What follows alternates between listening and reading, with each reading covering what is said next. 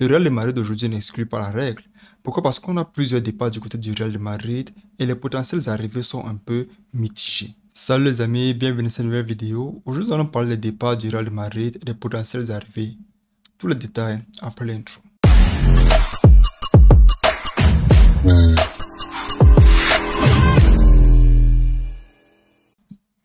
Dans tout grand club en Europe aujourd'hui, il arrive un moment donné où tes joueurs sont sur la finition. Il arrive un moment donné où tes joueurs sont fatigués, il va falloir que tu changes. En tant que dirigeant du club, c'est à ce moment-là que tu regardes à l'extérieur, dans le marché des transferts, si tu peux piocher un nouveau joueur pour venir remplacer ce joueur-là qui est sur le départ ou bien qui est fatigué.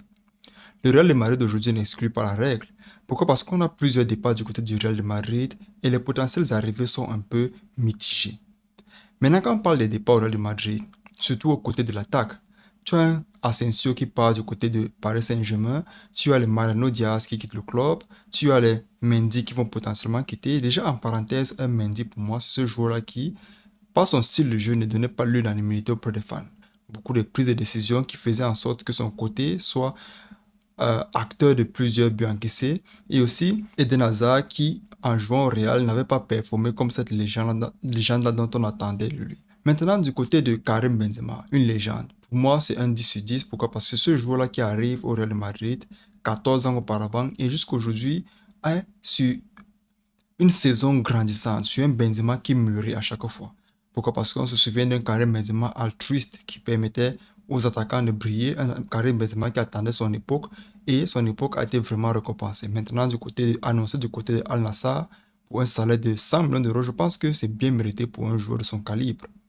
Le départ de ces joueurs-là, je parle bien sûr des attaquants, libère une attaque au Real de Madrid. Le Real de Madrid ne peut pas continuer à être compétitif si c'est que l'attaque n'est pas vraiment celle-là d'un grand club comme le Real de Madrid. Je vous rappelle qu'ici est considéré comme le meilleur club au monde. Le Real de Madrid se retourne vers certains joueurs. Pourquoi? Parce que quand tu vois une attaque du Real de Madrid aujourd'hui, il n'y a que Vinicius, il n'y a que Rodrigo si on peut le compter comme top classe. Maintenant, il se retourne vers les joueurs comme Harry Kane. Harry Kane est une priorité primordiale, s'il faut le dire ainsi, pour le Real de Madrid. Pourquoi? Parce que c'est ce neuf-là pur qui joue à Tottenham qui va pouvoir venir remplacer Benzema. Je vous décris déjà son style de jeu. C'est quelqu'un qui aime rentrer au milieu du terrain, prendre le ballon, combiner avec sa force, sa vitesse et sa vision du jeu, arriver à voir tout ce qui se passe dans le stade et arriver à mettre les buts. Déjà, à Tottenham, malgré qu'il est entouré par les joueurs de niveau, disons, niveau B, niveau moyen, il réussit tout de même à marquer plus de 25 buts par saison. Chose que tout grand joueur aujourd'hui ne peut pas facilement faire. Donc, je le classe déjà au niveau de super attaquant. C'est pour ça que le Real de Madrid aujourd'hui a besoin de ce joueur-là. Et comme je le disais dans ma précédente vidéo, Harry Kane aujourd'hui, c'est ce joueur-là qu'on a besoin de voir au Real de Madrid. Pourquoi? Parce que c'est ce joueur qui mérite le titre après tout ce qu'il a apporté au monde du football. Concurrencer Cristiano Ronaldo pour le titre de meilleur buteur en Europe, concurrencer Mohamed Salah pour le titre de meilleur buteur en Premier League. Il a tellement fait de choses, mais les trophées n'arrivent pas. Néanmoins, aujourd'hui, Harry Kane, comme je l'ai dit tantôt, annoncé au Real de Madrid va permettre à un joueur de ce calibre de pouvoir remplir un placard à trophées. Maintenant, quand tu vois Kai Havertz déjà, les négociations ont déjà commencé à être actées. Auparavant, c'était juste les rumeurs, mais les négociations ont commencé à être actées. Je mets juste en exergue le fait que, malgré le fait que Karim Benzema soit parti ou Harry Kane doit venir, ça n'empêche pas Kai Havertz de venir. Pourquoi? Parce que c'est un joueur polyvalent.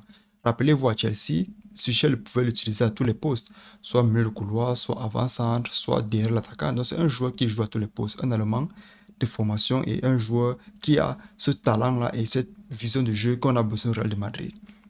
Maintenant, quand Havertz arrive, je pense que ça va faire en sorte que l'attaque soit vraiment chargée. Harry Kane, Kai Havertz, Rodrigo, Vinicius, on est déjà dans un bon tas d'attaquants, s'il faut le dire ainsi. Maintenant, quand tu reviens au milieu de terrain, on a déjà un Jude Bellingham qui est sur l'arrivée. Il ne manque que certains détails. Jude Bellingham, c'est ce joueur-là, 19 ans, qui va faire en sorte que le Real de Madrid puisse avoir un autre Luka Modric les années à venir. Pourquoi? Parce que quand tu regardes les highlights de Jude Bellingham à Dortmund, tu sens vraiment que c'est quelqu'un qui, malgré son âge, a déjà cette maturité-là du milieu de terrain d'un pilot qu'on se souvient. Il a aussi cette maturité-là d'un milieu de terrain, d'un joueur physique et aussi très très tactique. Il va venir aider les nouveaux jeunes qui sont en train de prendre des transitions. Je parle bien sûr ici de Tchouaméni et de Camavinga. Donc quand il arrive, je pense que ça va faire une osmose dont on a besoin au Real de Madrid. Maintenant, quand tu regardes en défense, quand tu regardes la défense du Real de Madrid, tu sens que tout est plein. Mais comme je l'ai dit tantôt, avec le départ de Mendy et la fatigue de Carvajal, il va falloir que le Real de Madrid recrute. C'est pour cela que au Bayern, le Real de Madrid s'est rapproché pour pouvoir parler d'Alphonso Davies. Alphonso Davies aujourd'hui, il manque 2 ans de contrat à Alphonso Davies, mais je pense que le Bayern, n'ayant pas refusé les négociations, est potentiellement dans l'optique de vendre le joueur. Je pense que Alphonso Davies, en venant au Real, pourra combiner avec son ancien partenaire David Alaba et ça va faire de grandes choses puisqu'on a un Mendy qui est partant. Alphonso Davies sera un parfait remplaçant à ce poste-là. Maintenant, du côté de Carvajal, qui est aussi sur la finition, je pense que Nacho n'est pas ce joueur-là qui, malgré le fait qu'il va encore prolonger 1 an, n'est pas ce joueur-là qui peut forcément remplacer Carvajal dans les grands matchs, les grandes compétitions. Il n'a plus, si il faut le dire ainsi, ce niveau-là. Maintenant, quand tu as Carvajal qui est sur le départ, tu as vu le Real de Madrid se rapprocher d'un Benjamin Pavard. Mais Benjamin Pavard ici, comme à l'accoutumée, décide de ne pas entrer dans la négociation. Pourquoi? Parce qu'il veut juste jouer au poste de défenseur central.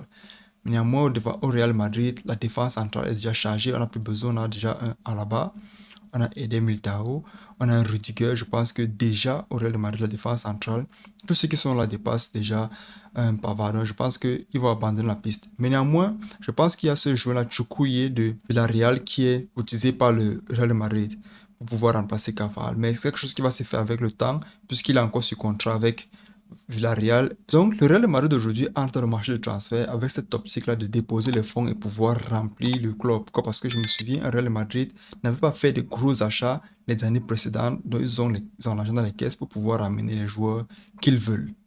C'était tout pour cette vidéo, les amis. J'espère que vous l'avez aimé. Si oui, n'oubliez pas de liker, commenter, partager. Ça fait aider la chaîne. On se revoit la prochaine fois. La paix sur vous. Ciao, ciao.